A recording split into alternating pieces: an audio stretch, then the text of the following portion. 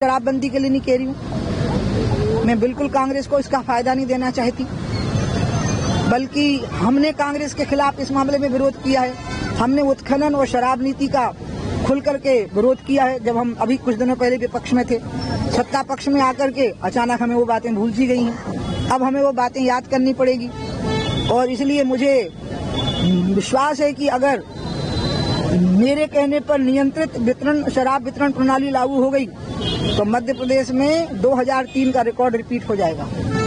इतना महिलाएं वोट देंगी, इतना मध्य प्रदेश की नारी शक्ति वोट देगी, क्योंकि शराब में सब बह जाता है। वो लाडली लक्ष्मियां भी सड़क पर नहीं चल पाती, वो जननी सुरक्षा भी सड़क पर नहीं चल पाती, वो आवास कुटीरों के लोग भी सुख से नहीं जी पाते।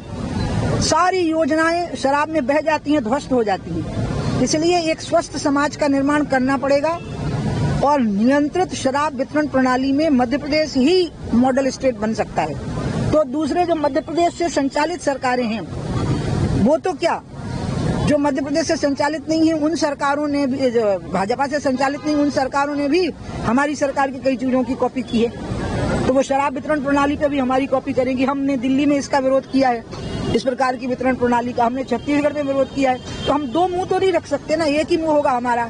वही मुंह छत्तीसगढ़ में होगा, वही मुंह दिल्ली में होगा, वही मुंह मध्य प्रदेश में होगा। मैं अभी बिल्कुल भयभीत नहीं हूँ, मैं बिल्कुल आशंकित नहीं हूँ, मेरा भरोसा बिल्कुल टूटा नहीं है। मेरी शिवराज जी की जो बातचीत हुई वो बहुत सम्मान और आनंद और बहुत ही रिलैक्स माइंड में हुई है, मुझे पूरा का पूरा यकीन है। लेकिन फिर भी क्या कहूँ, मेरा दिल ही ऐसा है कि मैं थोड़ा सा आशंकित सी हो गई हूँ। इसलिए मैं यहाँ हनुमान जी और दुर्गा जी की शरण में आकर के बैठ गई हूँ। मैं इस बात को लेकर चिंतित हूँ कि मध्य प्रदेश में और देश में सर्वत्र अब भाजपा व्याप्त है। मोदी जी के नाम पर मोदी और विजय एक चीज हो चुके हैं। विजय होती है, हमारी सरकार बनती है। तो हमारी सरकार के जो मूल तत्व थे, हमें उनका आधार छोड़ना नहीं है, हमें उन पर ही चलना है। मुझे भाजपा का ही प्रचार करना है।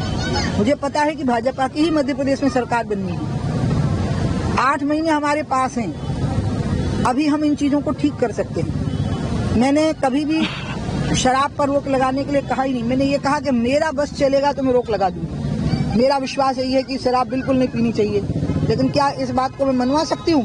मैं एक चीज को मनवा सकती हूँ कि शराब वितरण प्रणाली के ऊपर नियंत्रण हो जाए, एक नियंत्रित वितरण प्रणाली हो जाए। इस बात के लिए मैं मना सकती हूँ।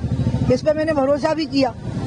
मैं अक्टूबर के महीने में नवरात्रि की अष्टमी थी और आज भी नर्मदा जयंती है और अष्टमी लगने ही वाली होगी शायद नवरात्रि की अष्टमी को गांधी जयंती पर कुछ महिलाओं ने मार्च किया था और कुछ महिलाएं सामने थी और बाबा रामदेव और चिन्मय पंड्या और कमलेश दाजी जैसे लोग थे।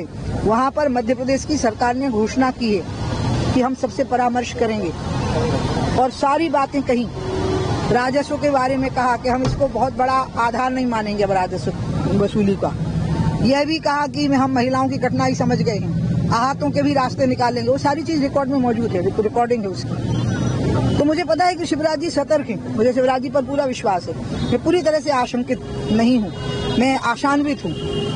बात शिवराज जी की नहीं, बात है कि जिनसे परामर्श हुआ उनने कोई बाधा तो नहीं उत्पन्न कर दी। वो थोड़ी मन में भय रहता है, तो इस कारण से मैं बहुत अस्वस्थ हुई 2-3 दिन से। आपको पता है कि मैं दिमाग से ज्यादा दिल से काम चलाती हूँ। तो मुझे लगा मैं स्वस्थ ही तब हो पाऊंगी जब मैं यहाँ डेरा डाल लूंगी और 31 तारीख को मैं बैठ करके सुनूंगी क्या निर्णय हुआ है। हमसे जुड़े रहने के लिए हमारे YouTube चैनल को सब्सक्राइब करें और नई वीडियो की नोटिफिकेशन के लिए बेल आइकॉन को दबाएं। अगर आप ये वीडियो Facebook पर देख रहे हैं तो लाइक जरूर करें और ज्यादा से ज्यादा शेयर करें। धन्यवाद।